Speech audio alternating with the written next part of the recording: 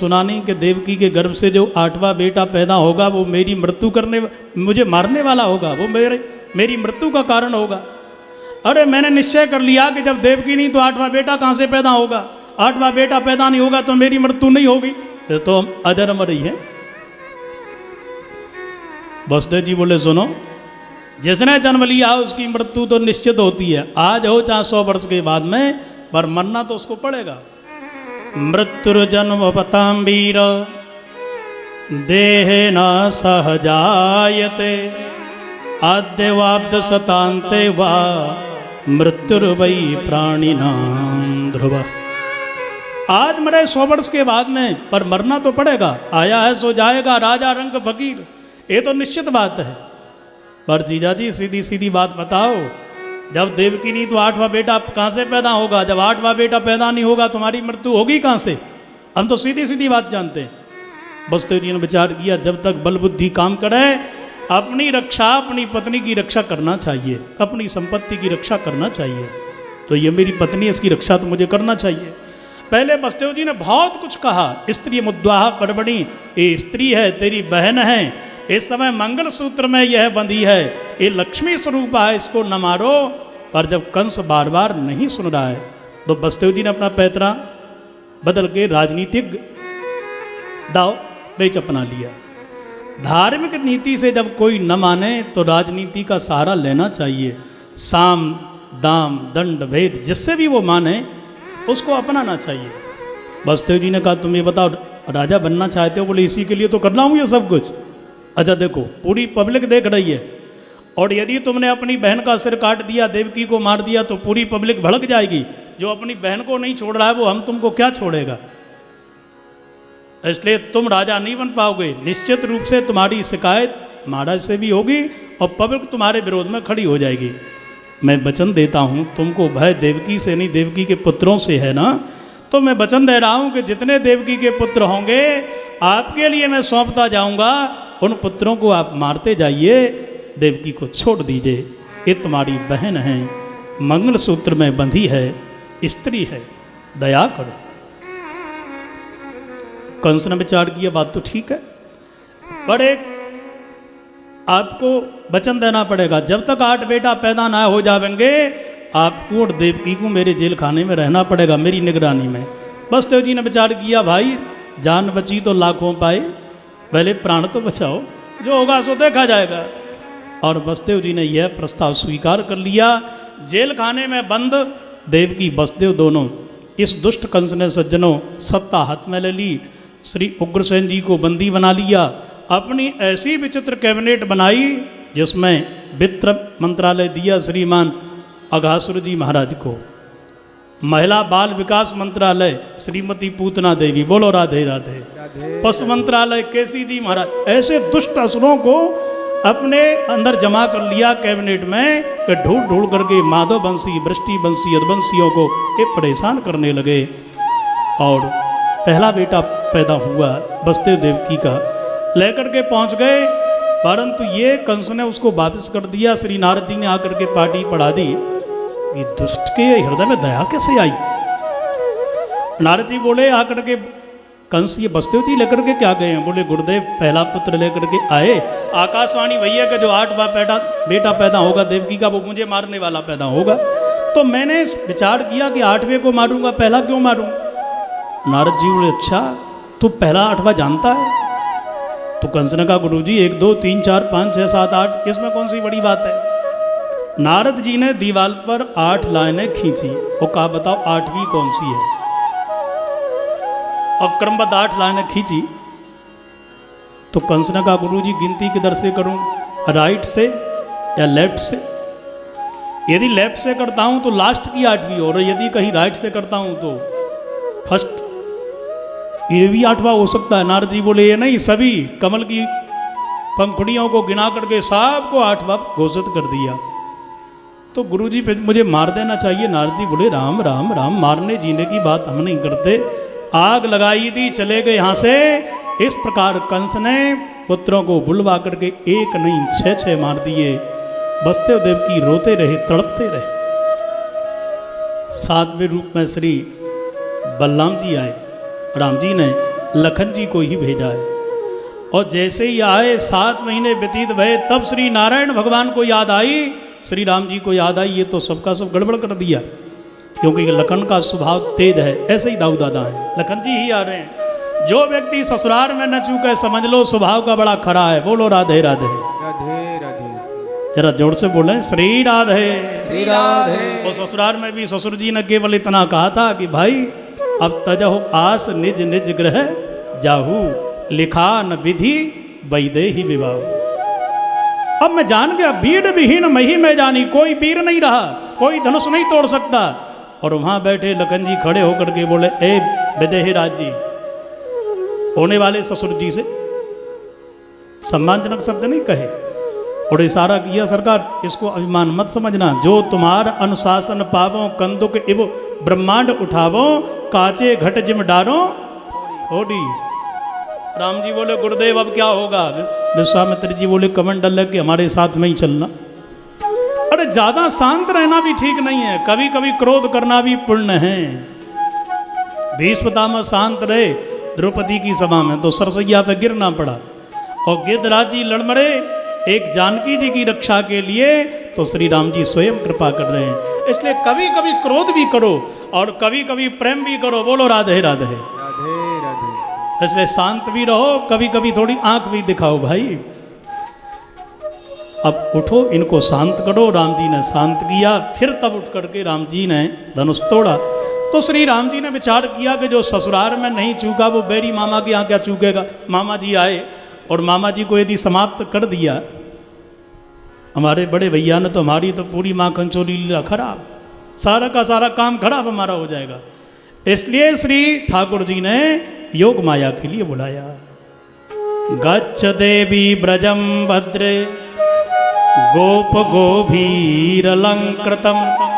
हे योग माये, आप पधारो। योग माया जी बोली, आदेश करो सरकार।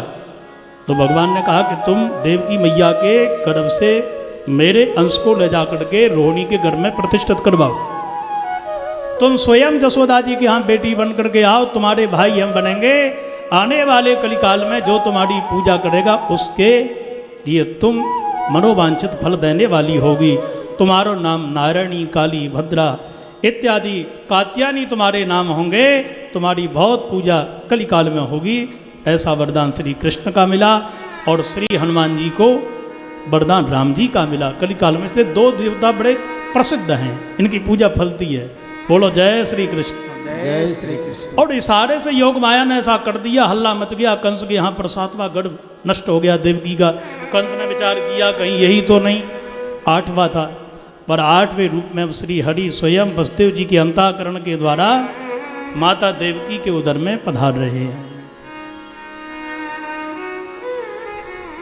7 महीने हो गए और अब देवता गर्भ स्तुति करने के लिए आ रहे। कंस की तैयारी भी एकदम मजबूत है, पर जैसे ही 7वें महीने में देवता स्तुति गाने के लिए आए, एक गर्भ स्तुति है।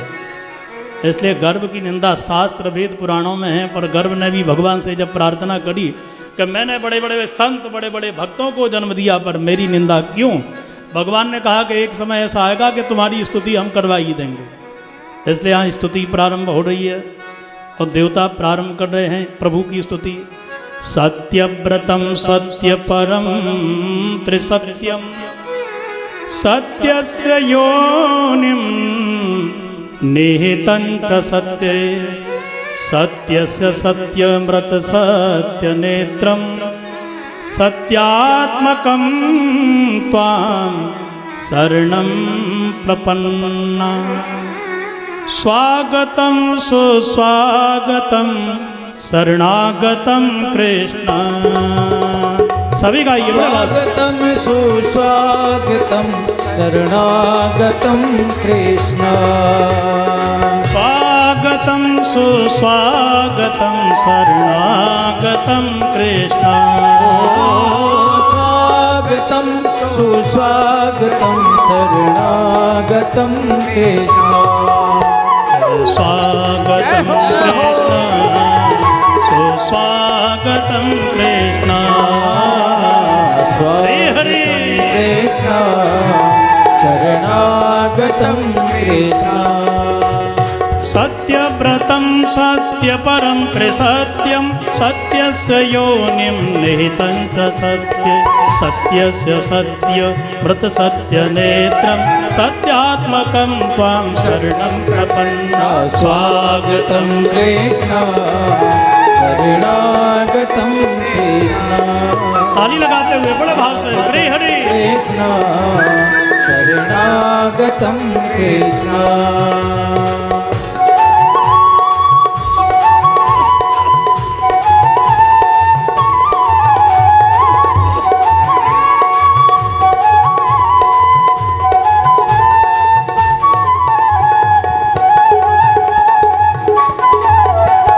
स्वागतं कृष्ण सुस्वागतं कृष्ण गाइए हरे स्वागतं हरे कृष्ण सुस्वागतं कृष्ण शरणागतं कृष्ण शरणागतं कृष्ण सुस्वागतं कृष्ण शरणागतं कृष्ण शरणागतं कृष्ण शरणागतं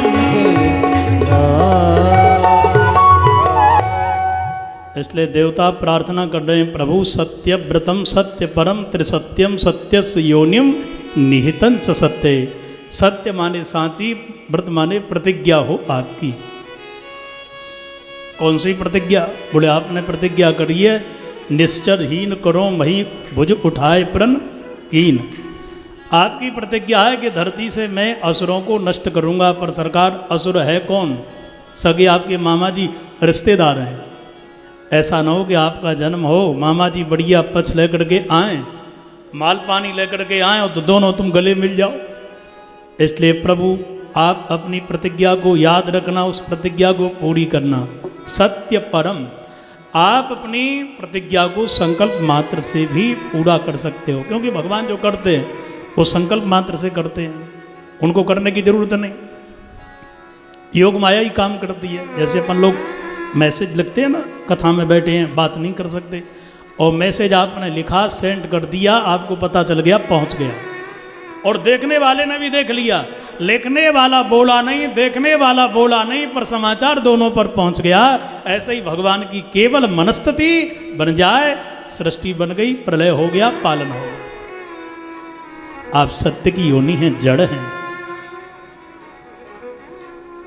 धर्म सत्य पर टिका है विज्ञान तथ्य पर टिका है तथ्य मिट जाते हैं सत्य नहीं मिटता है आप सत्य की योनि हैं सत्य स्वरूप हैं प्रभु आपको प्रणाम आप ही राम बने आप ही वामन बने अब कृष्ण बन के आए हैं कंस का उद्धार करोगे और मैया की भी बड़ी सुंदर स्तुति समस्त देवता गा रहे हैं यहाँ से चले गए देवता सभी स्तुति गा करके और अब धीरे धीरे समय नजदीक आ गया बोलो जय श्री कृष्ण जय श्री कृष्ण श्री बलनाऊ आज प्रकट भय भागवत में तो देखो ये चर्चा विस्तृत नहीं है श्री ठाकुर जी की पर गर्गाचार्य जी ने जो लिखा है बड़ा विस्तार किया है तो भाद्रपद शुक्ल पक्ष षष्ठी के दिन बलराम जी आए अष्टमी के दिन राधा रानी आई कल्प भेद से 11 महीने 15 दिन श्री किशोरी जी बड़ी हैं ठाकुर जी से पुनः लौट करके फिर भादों का महीना आ रहा है तो प्रकृति अनुकूल बन गई इंसान जन्म लेता है इंसान का विवाह होता है तब हम दुनिया को इस संसार को सजाते हैं पर जब श्री ठाकुर जी जन्म लेते हैं तो प्रकृति स्वयं दुल्हन बन जाती है तो स्वयं सज जाती है अथ सर्व गुणोपेता काला परम शोभन आई इधर एक बार ठाकुर जी को आवाज लगा ले दो पंक्ति में पुकार लें फिर आगे की चर्चा करें आज इन महापुरुषों का भी आशीर्वाद हम लोग लेंगे फिर नंदोत्सव मनाएंगे सोनी है गोकुल नगरिया हे हमारी काया की नगरिया इसमें माधव पधारो आप नहीं हो इसलिए तो परेशान हैं हम और यदि मालिक आ गया आनंद को लाला आ गया तो ये शरीर में फिर कोई कमी नहीं रहेगी सोनी है गोकुल नगरिया आजा आजा समझिया सुनी है गोकुल नगरिया आजा आजा समरिया सोनी है गोकुल नगरिया आजा आजा सांवरिया सुनी श्री है हरि गोकुल नगरिया आजा आजा सांवरिया आजा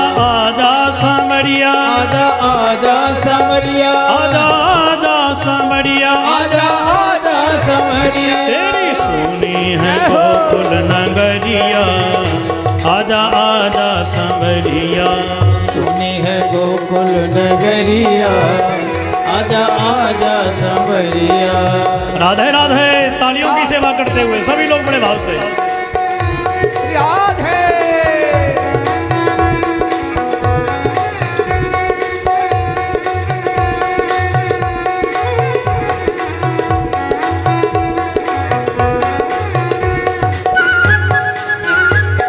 बोलो बंसी वाड़े की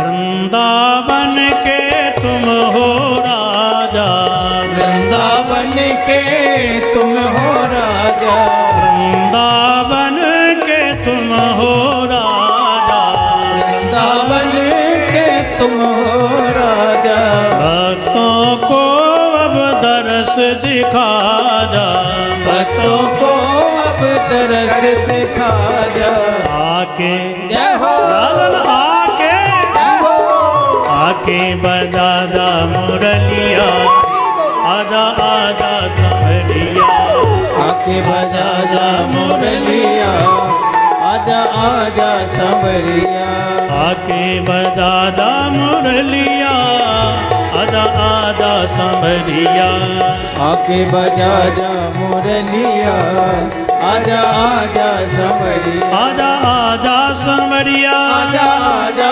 सांवरिया आजा आजा सांवरिया आजा आजा सांवरिया तेरी सुनी है गोकुल नगरिया आजा आजा सांवरिया सुनी है गोकुल नगरिया आजा आजा सांवरिया श्री हरि। तालियों की सेवा करते हुए सभी लोग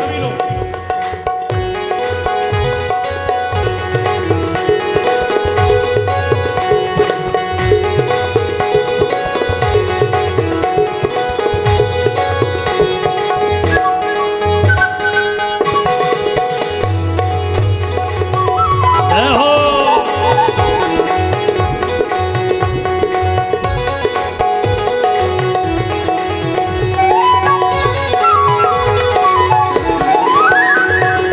ऐसी प्रीत लगी मनमोहन ऐसी प्रीत लगी मनमोहन मेरी ऐसी प्रीत लगी मनमोहन ऐसी प्रीत लगी मनमोहन तेरे बिन मैं हो गई जोगिन तेरे बिन मैं हो गई जो तो ढूंढूं जाहो ढूंढूं नगर और नगरिया आजा आजा सांवरिया दोनों नगर और नगरिया आजा आजा सांवरिया आजा आजा सांवरिया आजा आजा सांवरिया आजा आजा सांवरिया आजा आजा सांवरिया ऐसे आने वाले नहीं है भैया। अरे मेहनत करोगे पसीना बहाओगे तभी फल मिलेगा और धन मकान दुकान से तो बड़े हैं भगवान। इसलिए भाई थोड़ा ताली तो बजाओ ब्लॉकेज खुलेंगे रोग दूर होंगे। श्री हरि राधे आजा आजा सांवरिया आजा आजा सांवरिया आजा आजा सांवरिया आजा आजा सांवरिया तेरी सुनी है गोकुल नगरिया आजा आजा सांवरिया सुनी है गाइए सभी लोग। नगरिया आजा आजा सांवरिया तेरी सुनी है गोकुल नगरिया आजा आजा सांवरिया सुनी है गोकुल नगरिया आजा आजा सांवरिया बोलो बंसी वाड़े की जय हो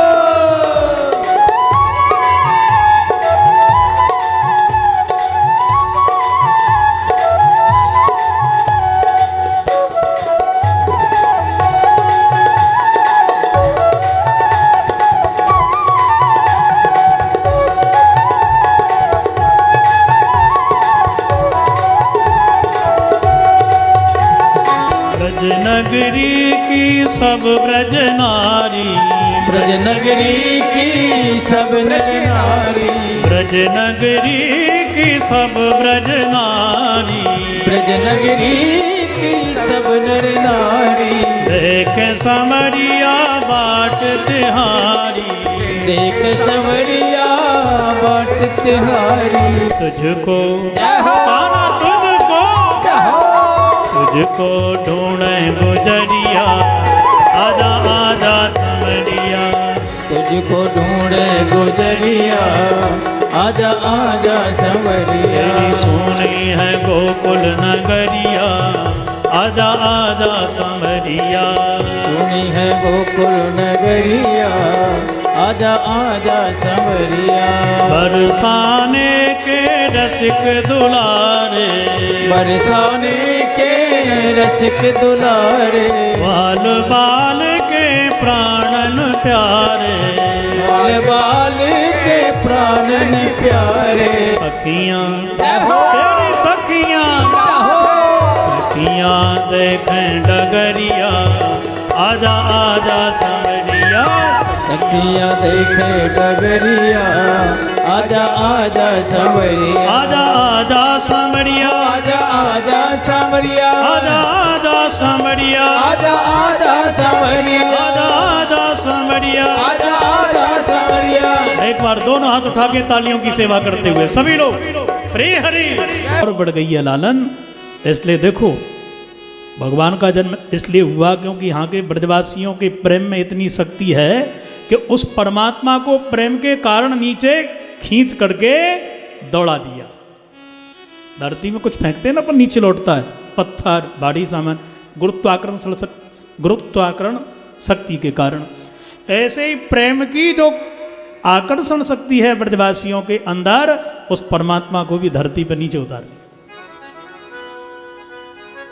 इसलिए यमुना जी निर्मल हो गई। निर्मल जन मन सो मोहे पावा, मोह कपट छल छेद्र न भाव।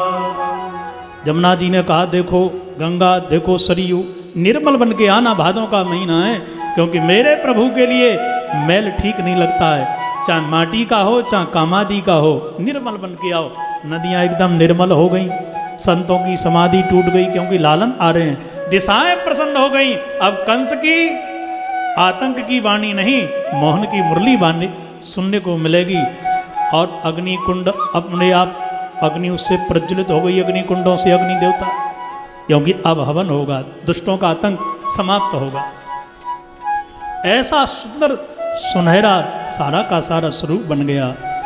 और ठीक जैसे ही रात्रि की बेला 12 बजने वाले हैं, कंस के पहरेदार एकदम सतर्क हैं, और श्री ठाकुर जी ठीक 12 बजे 4 भुजा के रूप में प्रकट हो गए। बोलो कृष्ण कन्हैया लाल की जय। सुखदेव जी कह रहे हैं परीक्षित ध्यान करो।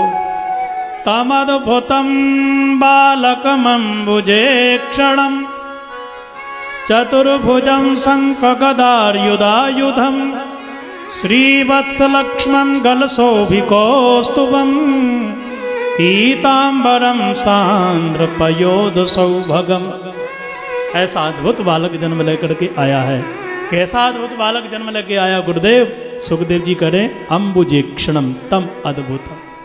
दुनिया के बालक जन्म लेते हैं, उनके नेत्र बंद हैं, पर अम्बुजे क्षणम, ये तो टुकड़ टुकड़ देख रहे हो। जिसकी दृष्टि हमेशा दृष्टा के रूप में रहे, रात में दिन में खुली रहती है, क्योंकि उधर में भी खिलाना है, बाहर भी खिलाना है, उधर में भी बचाना है, बाहर भी बचाना है। उसके नेत्र कब बंद हो सकते हैं? इसलिए ये बालक नेत्रों से देख रहा है। ऐसा अद्भुत बालक है। कैसा अद्भुत बालक?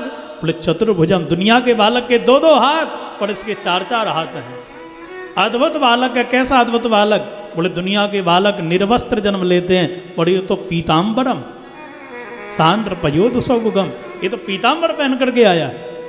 अब मामा जी से झगड़ा चल रहा है, वस्त्र आने की संभावना तो है नहीं भाई, इसलिए पहन के ही क्यों ना चले।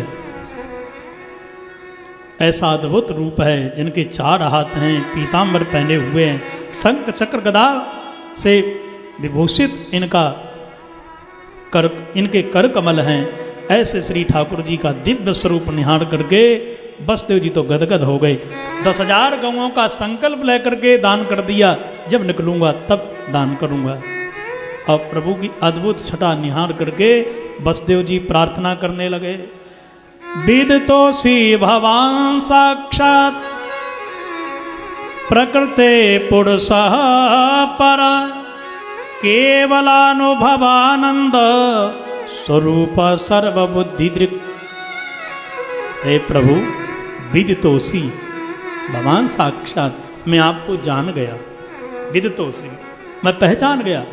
और बड़े बड़े अमलात्मा विमलात्मा मुनींद्र वृंद नहीं जान पाते। लक्ष्मण जी ने भी श्री राम जी के कृष्ण जी के चरित्र को नहीं जान पाए। शेष जी ने, वो कह रहे हैं विदितोऽसि भगवान साक्षात प्रकृते पुरुषः परा, केवलानुभवानंद स्वरूप सर्वबुद्धि दृक्।